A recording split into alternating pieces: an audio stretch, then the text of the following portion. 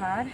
तो इस समय काफ़ी अंधेरा हो गया है और मैं सदर अस्पताल सिमडेगा में हूँ।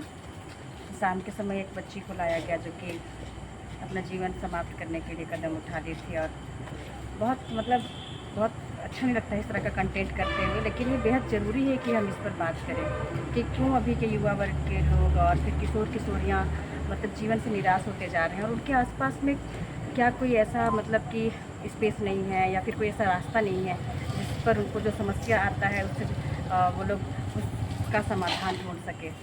और इसलिए मैं ये बात बता रही हूँ और इसको ये कर रही हूँ कि जितने लोग इसको देख रहे हैं, आप लोग ये समझिए कि जब उसके माँ बाप उसको लेकर के आते हैं, उसके परिवार वाले लोग आते हैं, कितना ख़राब लगता है।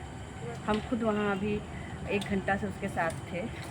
कितना किसी को जानते जानते देखना ऐसा कि वो उस तरफ कि जीवन उसका ख़त्म होने का है इस तरह का, कितना ख़राब लगता है। तो मैं एकदम रिक्वेस्ट करना चाहती हूँ कि अगर कुछ भी समस्या है, आप लोग को लगता है कि कोई सुनने वाला नहीं है, आप रीच आउट कीजिए हम लोग को, जो यूट्यूब में आप लोग देखते हैं, मैसेजेस कीजिए। हम नंबर भी उसमें दे के रखें।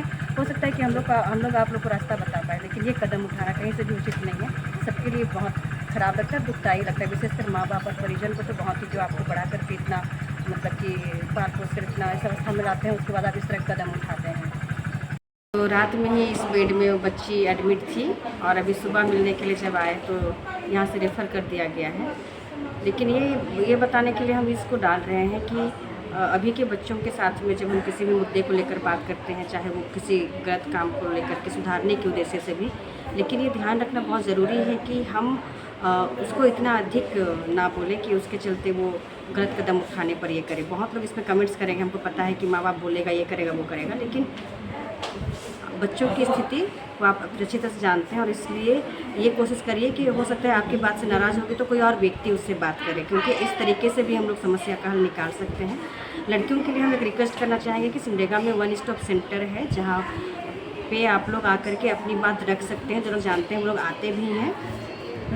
और 1-2 नंबर टोल फ्री नंबर है 181, झारखंड में शुरू हुआ है, जिसमें आप काउंसलिंग के लिए फ़ोन कीजिएगा तो आप जिस भी संबंधित समस्या पर बात कीजिएगा तो आपको काउंसलिंग के माध्यम से बताने की कोशिश किया जाएगा कि आप उस पर क्या क्या कर सकते हैं। क्योंकि ये अलग तरह का युग में हम लोग चल रहे हैं, तो टेक्नोलॉजी का युग है और फिर अलग अलग तरह के संबंधों के चलते बहुत सारी समस्याएं आती ही है। कोई भी अछूता नहीं है, लेकिन कोशिश ये करना चाहिए कि हम जीवन से किसी एक समस्या को लेकर के जीवन से हार ना माने और उसको निपटने के लिए अपने अगल बगल के बड़े लोगों में भी अपना दोस्त खोज सकते हैं। या फिर आप लोग को एकदम नहीं समझ में आ रहा है तो हम लोग बार बार इस बारे में बोलते हैं कि आप लोग रीच आउट कीजिए, बताइए, क्योंकि हम लोग नहीं चाहते हैं कि किसी एक भी लड़की का या फिर एक भी लड़के का जीवन इस तरह से जाए। क्योंकि आपके यहाँ आने से आपका परिवार और आपके संबंधियों को कुछ ना कुछ आपसे कि क्या बोलेंगे, एक रिश्ते में सब सपने सजो करके रखते हैं, अचानक इस तरह से होना किसी के लिए भी बहुत दुखदायी होता है। तो 1 स्टॉप सेंटर जो कि ड्राइविंग लाइसेंस जिस ऑफिस में बनता है, परिवहन विभाग, उसके जस्ट पीछे में सिमडेगा में,